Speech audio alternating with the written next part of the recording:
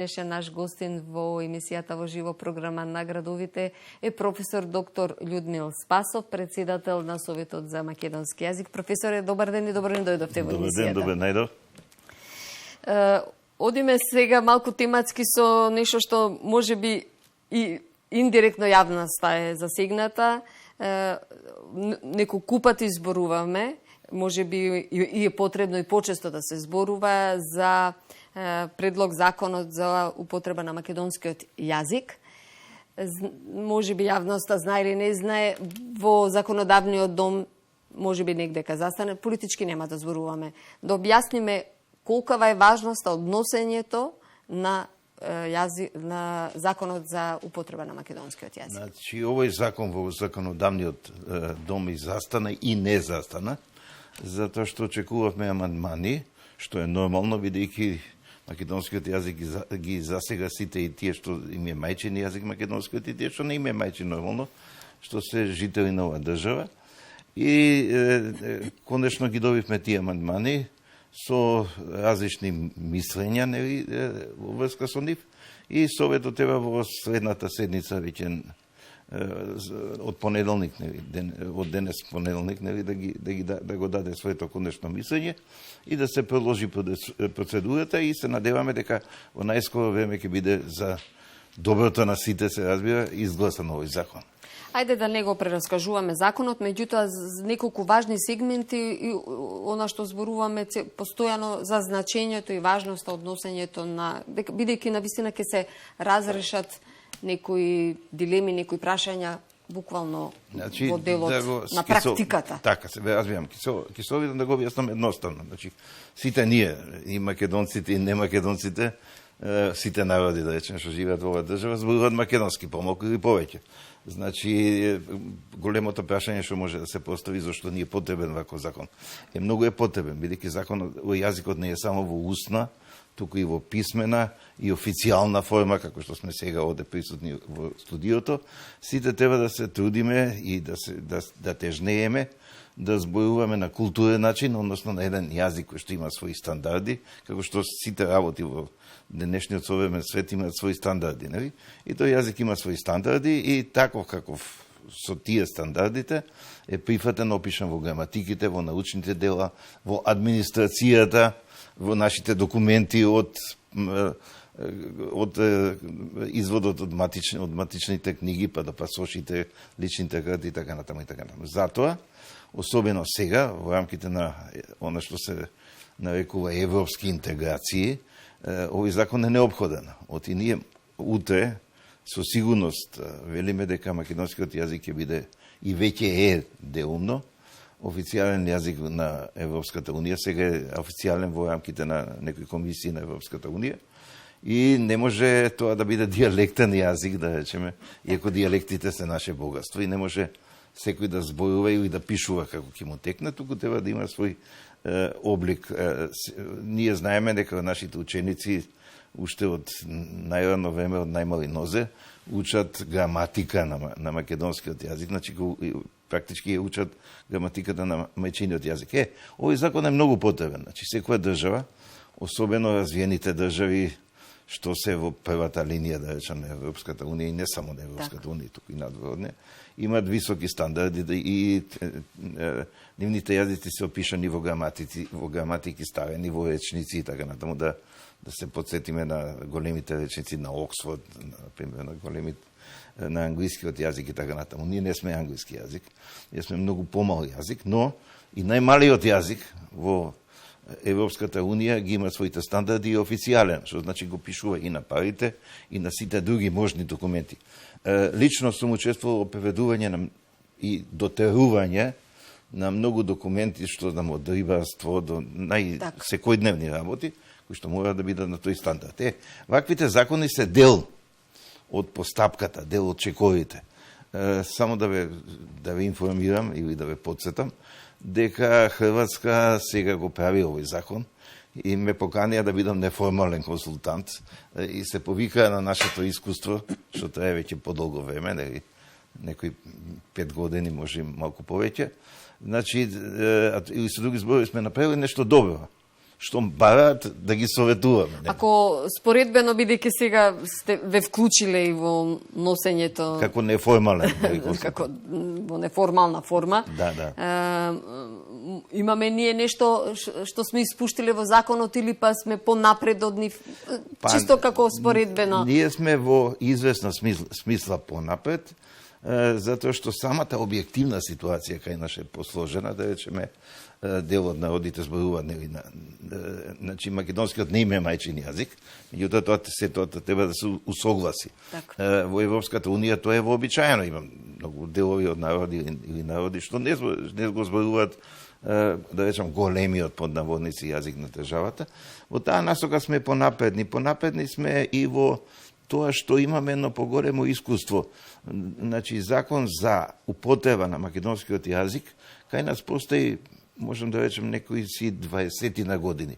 Се разбира, се почнува со една помала форма, па се надградува како што тече времето или како што бара практиката. Значи, ние го имаме тој пат веќе изодено. Хрватите го почнуваат и, ако ми дозволите, значи, пате ми реков, аз знам, сваќам дека сте на почеток и дека имате уште голем пат да изодите. Беше малку интересно дека, да речеме, давам памет во една таква ситуација, меѓутоа така е. Да, така е, верувам. Меѓутоа, би сакала вашето присуство да го искористам, бидејќи јавноста може би знае или не знае, немаме ние национален корпус. И знам дека на многу сте агитирале, сте зборувале и навистина е насушно потребен. Тука сме многу назад, за жал. Да речеме на Словенија, која што по бројот на жители е еднаква како ние, со таа разлика што таму 90% зборуваат словенечки јазик, значи како некаде околу 90 име мајчин словенечкиот јазик, меѓутоа има и признаени други јазици, тоа е италијанскиот и унгарскиот. Има еден корпус што е импозантен, верувајте, значи огромен. Ние сме на почетокот. Република Албанија има, кој што почна пред некои си десетина години, има веќе импозантен корпус. Ние заостанавме и сега да не ја бараме вината објективно. Треба да ја побараме и кај самите нас. Односно, ние што сме стручни од таа област. Зошто? Затоа што долго време не можеме да се договориме кој ќе го прави. Сите сакаат да го прават, а фактички никој не може сам, што е објективно, да организира тоа работење. Добро, може би треба еден да биде носител на... Се разбира. А повеќе институции, не повеќе, него многу институции да се вклучат. Што точно значи, да објасниме на јавноста, корпус? И колку ќе помага на лингвистите, на учниците, на идните... Значи, постоеше кај нас еден таков, на интернет, еден таков сајт, каде што се ставаш најразлични реченици поврзани со некои зборови, односно поими. Да речеме, ако го земам поимот студио, и сега ние можеме овде да произведеме во овој момент најмалку 50 реченици. Сите тие реченици што сме ги произвели, што сме ги запишале, ќе влезат во тој корпус. И кога ќе отворам, например, зборувам за онлайн, фактички на дигитална интегрирана форма, ако го напишам зборот студио, ќе ги добијам сите можни контексти. Како единка, или вие, или јас, или кој да било, не можеме да се сетиме на сите можни контексти каде е употребен зборот студио. Овде ги добиваме. Што значи? Дека многу поедноставно мислам, дека вие многу поедноставно работите како новинар, дека јас многу поедноставно работам како научник, дека некој од администрацијата многу поедноставно работи. Значи, корпусот е една работа што можеме да го преведеме или да го објасниме како помагало. Ни помага да се снајдеме. Многу често, кога не ми се јасни, да речем, дури мене не ми се јасни значењето на некои од зборовите, ќе побарам на интернет или на некој пребарувач, ќе го напишам тој збор и ќе го добијам контекстот.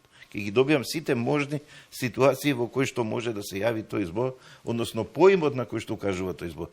Тоа е корпусот. Со тоа што корпусот... Навистина во практиката... Во практиката е многу важен. Значи, корпусот е среден, како еден речник, среден е по азбучен ред, среден е по поими, по фреквенција, честина на јавувањето на поимите и така натаму. Значи, корпусот е неопходна алатка за еден развиен, стандарден, литературен јазик, А ние веќе се сметаме дека имаме добро развиен стандарден јазик. Да.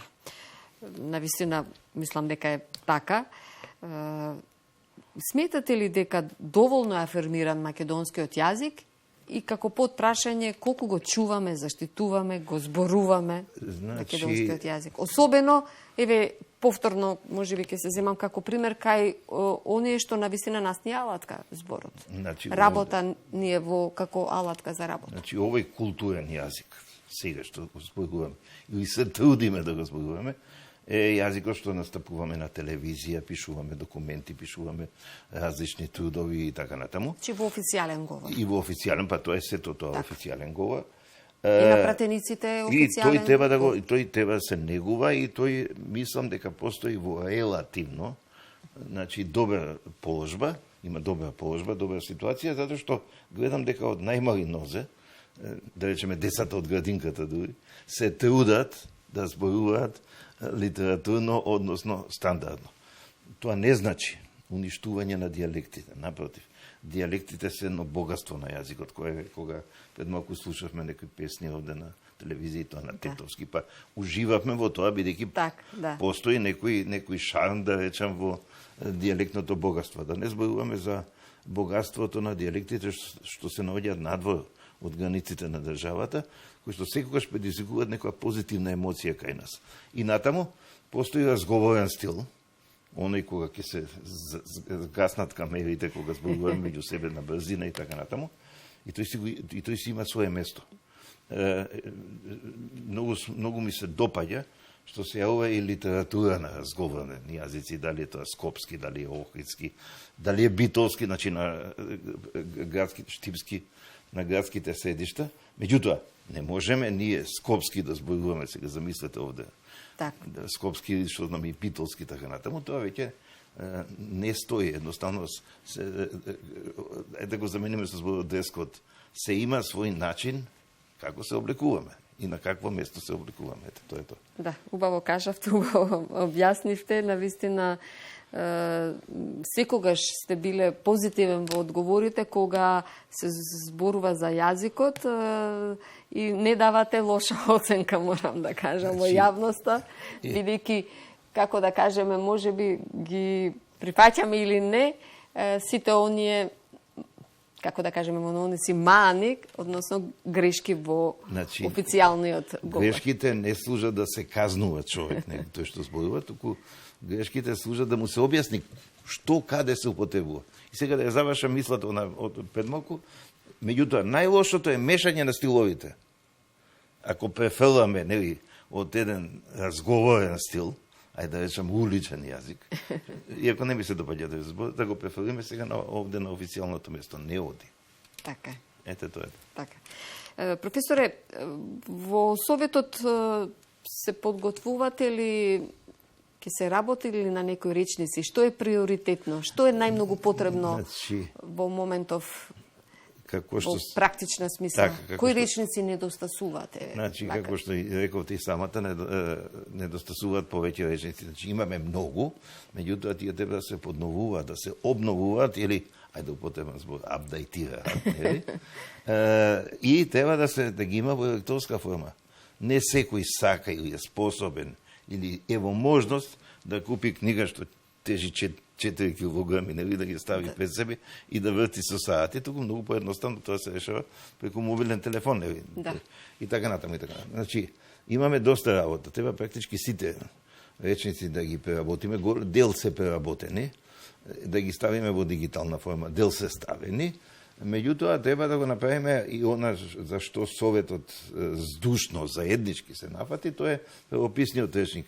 Односно, како се пишуваат зборовите или формите на зборовите, што произлегуваат од зборовите, и тоа треба да го имаме како поправка, односно исто да биде секојдневна налавка, она што се нарекува популарно check spelling, не морам да кажам, значи, односно како се пишува еден збор и какви се форми може да добие, нели?